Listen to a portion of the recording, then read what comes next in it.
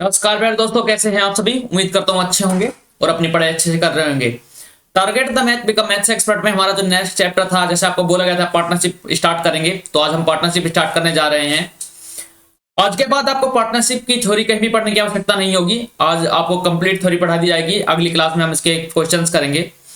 तो हम आगे जानते हैं कि पार्टनरशिप होती क्या है। देखो, पार्टनरशिप क्या है, आपको पता होगा कि दो या दो से अधिक व्यक्ति जब मिलकर कोई कार्य स्टार्ट करते हैं तो अपनी पूंजी के साथ में, तो उसे क्या कहते हैं, पार्टनरशिप कहते हैं। तो पार्टनरशिप भी दो प्रकार की होती है। ठीक है, पार्टनरशिप कितने प्रकार की होती है। पार्टनरशिप दो प्रकार की होती है। एक तो क्या होती है, एक सामान्य पार्टनरशिप होती है। एक तो नॉर्मल पार्टनरशिप होती है सामान्य, और दूसरी होती है जटिल पार्टनरशिप। सामान्य पार्टनरशिप क्या होती है, जिसमें व्यक्ति अपने पैसे लगाता है। नॉर्मल साल भर के लिए दोनों व्यक्तियों ने माना एक साल के लिए पैसे लगाता हो, तो सामान्य पार्टनरशिप होगी। और जटिल पार्टनरशिप क्या होती है, जब व्यक्ति अलग अलग समय के लिए पैसे लगाता है। कोई 5 महीने के लगा रहा है, कोई 7 महीने के लगा रहा है, कोई पैसे निकाल रहा है, कोई क्या कर रहा है, उसमें जोड़ रहा है एक्स्ट्रा पैसे। इसी प्रकार जैसे दो तरीके की पार्टनरशिप होती है, पार्टनर भी दो प्रकार के होते हैं। एक तो क्रिया पार्टनर होते हैं, ठीक है, अक्रिय पार्टनर जो काम करते हैं, तो काम करने वाला, नॉर्मल भाषा में बोला जाए काम करने वाला। और दूसरा कौन सा होता है, दूसरा होता है निष्क्रिय, मतलब दूसरा सिर्फ पैसे लगाता है और कुछ नहीं करता। एक क्या होता है, पैसे भी लगाता है और काम भी करता है। तो चलिए आगे बढ़ते हैं। ये नॉर्मल थ्योरी थी आपके लिए। चलिए आगे बात करते हैं।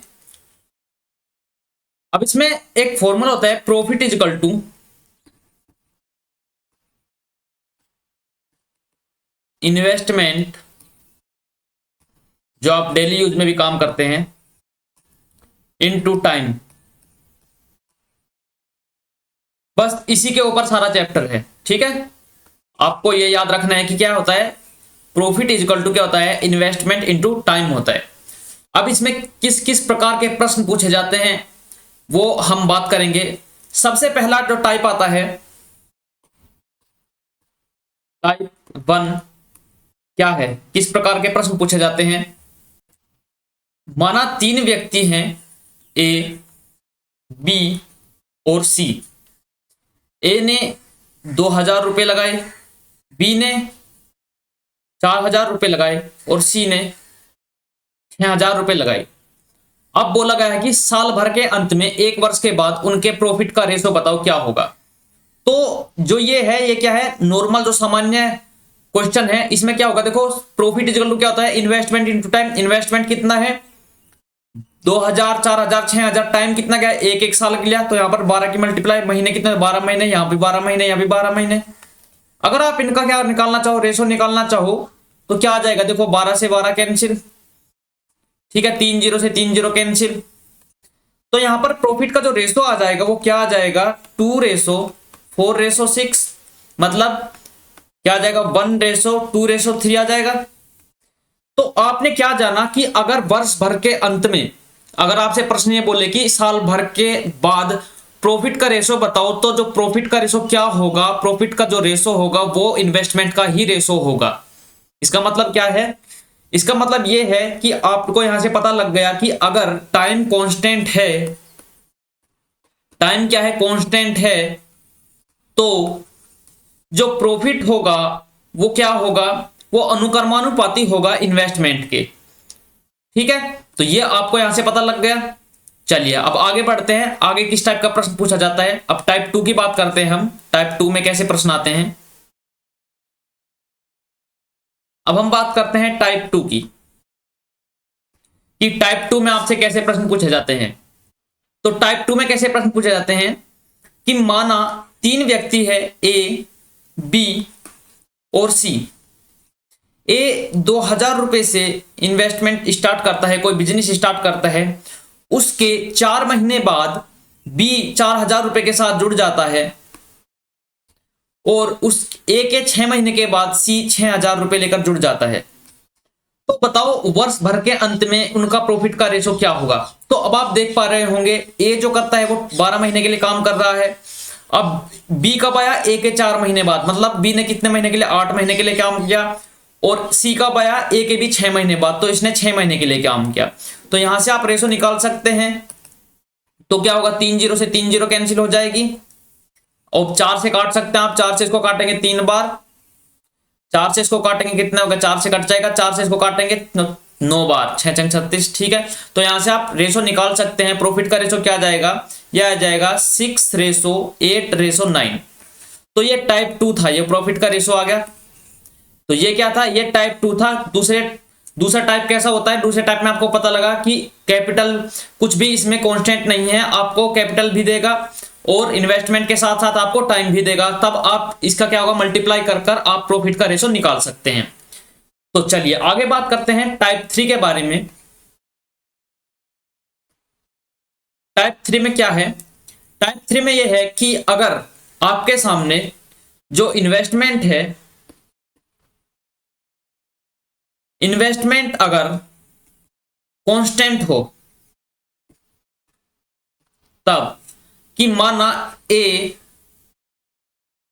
बी सी 4-4 हजार रुपए के साथ इन्वेस्ट करते हैं। इसने भी कितना किया, 4,000 रुपए इन्वेस्ट किया, बी ने भी 4,000 रुपए इन्वेस्ट किया और सी ने भी 4,000 रुपए इन्वेस्ट किया। किंतु ए कितने महीने के लिए, 2 महीने के लिए करता है, बी 3 महीने के लिए करता है और सी 5 महीने के लिए करता है। तो प्रॉफिट का रेशो बताओ। तो प्रॉफिट का रेशो क्या होगा, इन्वेस्टमेंट इनटू टाइम हो जाएगा। तो जो प्रॉफिट का रेशो क्या होगा, 4,000 से यहां से क्या हो जाएगा, 4,000 कैंसिल, ये कैंसिल हो जाएगा 4 से 4 फिर। तो यहां पर इन्वेस्टमेंट जो प्रॉफिट का रेशो होगा वो क्या होगा, 2:3:5। तो आपको क्या पता चला कि अगर इन्वेस्टमेंट कांस्टेंट है तब क्या होता है कि जो प्रॉफिट होता है वो क्या होता है, अनुक्रमानुपाती होता है किसके, टाइम के। ठीक है, तो आपको तीनों बातें पता लग गई। अगर इन्वेस्टमेंट क्या है, कांस्टेंट है, तो प्रॉफिट क्या होगा, अनुक्रमानुपाती होगा टाइम के। अगर टाइम कांस्टेंट है तो जो प्रॉफिट होगा वो अनुक्रमानुपाती होगा इन्वेस्टमेंट के। और अगर कुछ भी कांस्टेंट नहीं है तो प्रॉफिट इक्वल टू होता है इन्वेस्टमेंट इनटू टाइम। तो इसी पर आधारित अब हम प्रश्न करेंगे। किस प्रकार के प्रश्न अभी गत वर्षों में पूछे गए हैं उन सभी को मैं एग्जांपल के थ्रू समझाऊंगा और बाकी बचे प्रश्नों को हम क्वेश्चन के रूप में सोल्व करेंगे, उनकी कंप्लीट एक्सरसाइज करेंगे। तो चलिए अब आपके सामने प्रीवियस ईयर प्रश्न आते हैं, किस प्रकार के प्रश्न पूछे गए हैं। अब हम थोड़ा लो लेवल से, मतलब जैसे एमटीएस में जो प्रश्न पूछे गए हैं और एयरफोर्स में जो प्रश्न पूछे गए हैं उनसे थोड़ा उन्हीं को लेकर चलेंगे, फिर धीरे धीरे लेवल बढ़ाते जाएंगे, किस प्रकार सीजीएल में भी जाकर प्रश्न पूछे गए हैं। तो देरी ना करते हुए आगे हम प्रश्न पर आते हैं। आपके सामने एग्जाम्पल है। प्रश्न क्या है, प्रश्न है कि ए और बी एक व्यापार शुरू करते हैं। ए और बी क्या कर रहे हैं, व्यापार को आरंभ कर रहे हैं। ए ने कितने रुपए लगाए, ए ने 4,000 रुपए तथा बी ने 12,000 रुपए के साथ निवेश किया। तो बताओ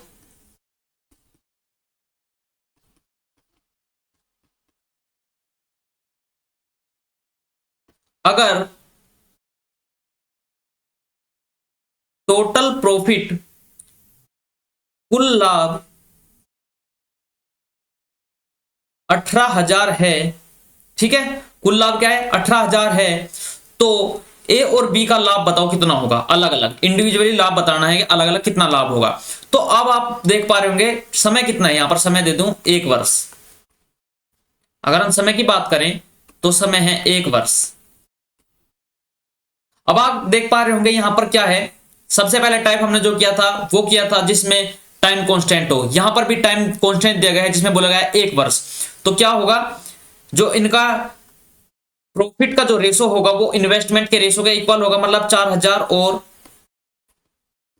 12,000 का जो रेशो होगा वो प्रॉफिट का रेशो होगा। तो यहां से आप कर सकते हैं, यहां से 1:3 आपका आंसर आ जाएगा। 1:3 आ गया। ये क्या है, प्रॉफिट का रेशो। लेकिन आपसे बोला गया है ये रेशो है और इसकी कंप्लीट वैल्यू क्या दी गई है, ये दी गई है 18,000। ठीक है, तो ये क्या है, यहां पर 4 की वैल्यू कितनी है, 4 की वैल्यू आपके सामने क्या है 18,000 है। तो 1 की वैल्यू कितनी आ जाएगी, 1 की वैल्यू कितनी आ जाएगी 180 गुना में 25। तो ये आप क्या कर सकते हैं, यहां से मल्टीप्लाई कर सकते हैं। ये तो आ गई किसकी, ये तो ए का प्रॉफिट आ जाएगा और बी का कैसे आएगा, इसमें 3 की मल्टीप्लाई और कर देंगे। तो ये आपका राइट आंसर आ जाएगा। इस प्रकार आप आसानी से प्रश्न को सोल्व कर सकते थे। चलिए आगे बात करते हैं, आगे किस प्रकार के प्रश्न पूछे गए हैं। क्वेश्चन क्या है, मैं आपको ओरली जो है लैंग्वेज बताऊंगा प्रश्न की क्या है, ठीक है, लिखूंगा नहीं, उसमें समय ज्यादा लगता है। ए 20,000 रुपए के साथ निवेश आरंभ करता है और बी 25,000 के साथ, के मतलब 1000 निवेश आरंभ करता है, ठीक है। एक वर्ष के बाद बी का जो हिस्सा है कुल लाभ में, यहां लिखते हैं कुल लाभ में बी का जो हिस्सा है वो है 2400 रुपए। तो ए का लाभ बताओ। तो पूछा गया है कि ए का लाभ आपसे पूछ लिया गया है, ये आपसे पूछा गया है। अब आप यहां पर देखो क्या है, वर्ष भर के अंत में तो वर्ष समान है, तो टाइम अगर कांस्टेंट हो गया तो क्या होगा, इनका जो रेशो होगा वही प्रॉफिट का रेशो होगा। तो प्रॉफिट का रेशो क्या आ जाएगा, वो आ जाएगा, यहां से क्या करेंगे, इसे भी देखो 1000 लिखो अगर यहां पर, तो ए और बी का क्या हो जाएगा, 3 जीरो से 3 जीरो कैंसिल, इसको 5 से काटेंगे 4 बार, इसको 5 से काटेंगे 5 बार, तो क्या आ जाएगा 4:5। ये आ गया 4:5 क्या आएगा प्रॉफिट का रेशो। अब इसमें बोला गया कि बी का मान कितना है, 5 की वैल्यू क्या दी गई है, ये दी गई है 2400। अगर 5 की वैल्यू 2400 है तो 4 की वैल्यू बताई गई है, तो ये आपको निकालना है ऐसे। तो 5 से काटेंगे इसको 20 बार, 20 चौक कितना होगा 80, और कितना होगा 24 गुना में 80,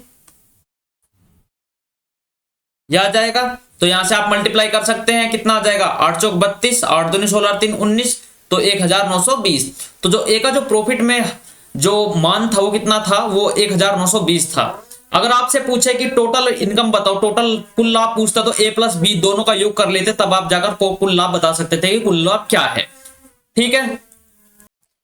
चलिए आगे बात करते हैं और प्रश्न लेते हैं। प्रश्न है कि 3 भागीदार किसी व्यापार में जो लाभ का जो प्रॉफिट दिया गया है, जो प्रॉफिट का जो रेशो दिया गया है, वो दिया गया है कितना, प्रॉफिट का जो रेशो दिया गया है 8:7:5 के अनुपात में है, ठीक है। 8 अनुपात कितना दिया गया है, 8:7:5,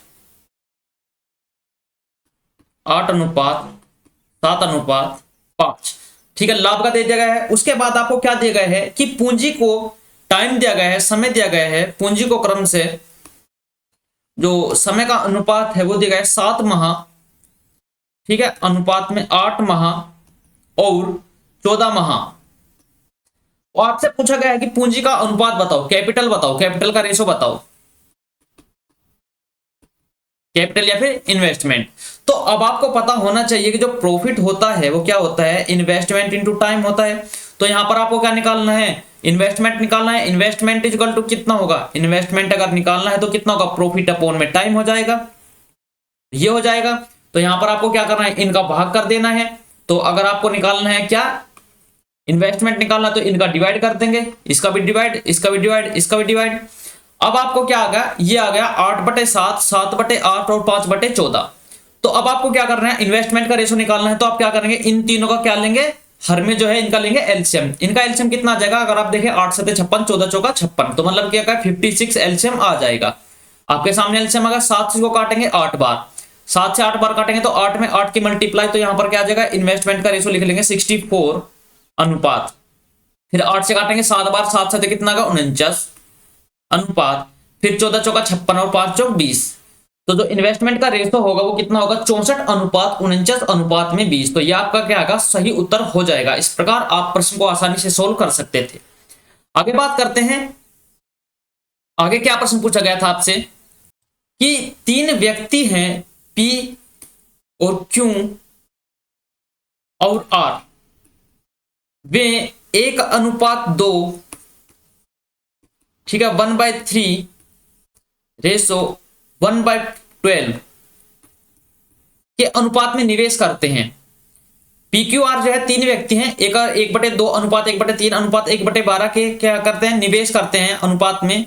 तो जो कुल लाभ है, टोटल जो प्रॉफिट है, वो प्रॉफिट दे दिया गया है 122,000, मतलब क्या होगा 1,21,000। तो उसमें पूछा गया कि के का मान बताओ, के का क्या होगा। तो यहाँ पर आप निकाल सकते हैं क्या है, ये क्या है, कैपिटल है।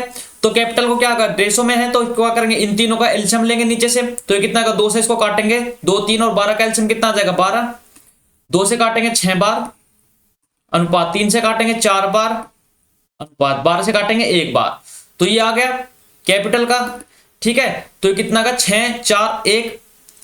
अब यहां पर देखो कैपिटल भी है, टाइम बराबर है, तो यही क्या हो जाएगा, यही रेशो किसका हो जाएगा, प्रॉफिट का हो जाएगा। 6 4 10 और 1 11, 11 की वैल्यू क्या दी गई है, 11 की वैल्यू आपको दी गई है क्या, 11 की वैल्यू दी गई है ये। तो 11 एकम 11, तो 1 की वैल्यू कितनी हो जाएगी, 11,000 हो जाएगी।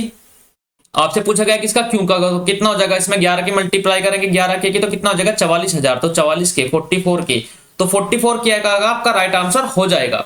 इस प्रकार आप आसानी से प्रश्न को सोल्व कर सकते थे। चलिए आगे बात करते हैं और कैसे प्रश्न पूछे गए थे, उसके बाद लास्ट प्रश्न करेंगे और उसके बाद हम इसके जितने भी प्रश्न पूछे गए हैं वो कंप्लीट करेंगे, ठीक है।